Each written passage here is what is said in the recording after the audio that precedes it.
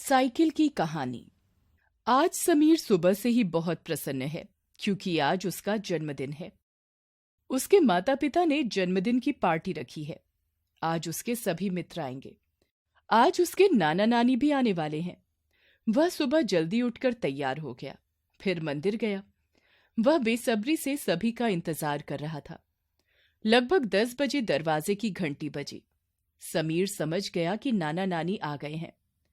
समीर ने दौड़कर दरवाजा खोला और नाना नानी के पैर छुए। दोनों ने उसे आशीर्वाद दिया और जन्मदिन की बधाई दी। उन्होंने समीर को जन्मदिन का उपहार दिया। नाना जी उपहार में सुंदर साइकिल लाए थे। साइकिल देखकर समीर की खुशी का ठिकाना न रहा। वह चहकते हुए बोला, नाना जी, आपको पता है कि मेरे सब दोस्तों के पास साइकिल है। अब तो मैं भी अपने दोस्तों के साथ खूब साइकिल चलाऊंगा। कुछ ही देर बाद समीर के मित्र कबीर, पवन और शालू भी आ गए। सभी ने समीर को सुंदर सुंदर उपहार दिए। सभी समीर की साइकिल को हैरानी से देख रहे थे। तभी नाना जी ने कहा, बच्चों, क्या तुम जानते हो कि शुरू में साइकिल ऐसी नहीं थी? नाना जी की बात सुनकर सभी बच्चे हैरान होकर बोले, तो फिर वो कैसी दिखाई देती थी नाना जी? नाना जी हंसकर बोले, चलो, केक कटने में अभी समय है। इतने में तुम्हें साइकिल की कहानी सुनाता हूँ। सभी बच्चे नाना जी के पास आकर बैठ गए। नाना जी बोले, बच्चों, साइकिल के आविष्कार से पहले एक और उपकरण था जिसे हॉबी हॉर्स कहा जाता था। इस उपकरण को ब्रिटेन के लोग खूब प्रयोग करते थे।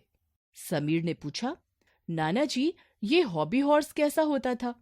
नाना जी ने बताया, बेटा, उसमें एक लंबे डंडे के दोनों ओर एक एक पहिया लगा होता था, परंतु इसे चलाना बहुत कठिन था।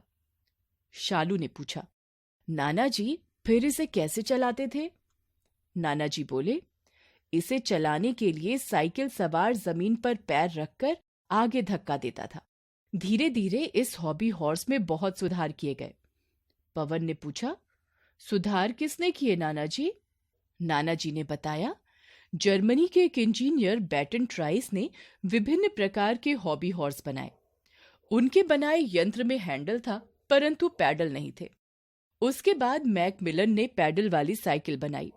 कबीर ने कहा, फिर तो नाना जी साइकिल चलाना आसान हो गया होगा।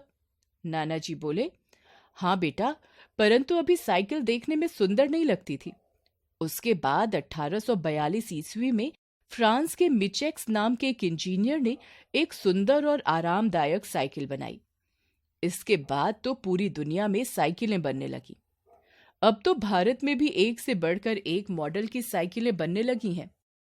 तभी शालू उछलकर बोली, हाँ हाँ नाना जी, मुझे पता है, हीरो, एटलस और A1 साइकिलें आती हैं।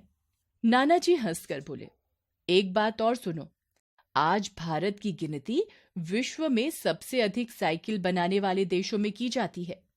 तभी नानी ने आकर कहा, अरे, बातें ही करते रहोगे या केक भी काटोगे? सभी बच्चे खुशी खुशी समीर के साथ केक काटने के लिए चल दिए।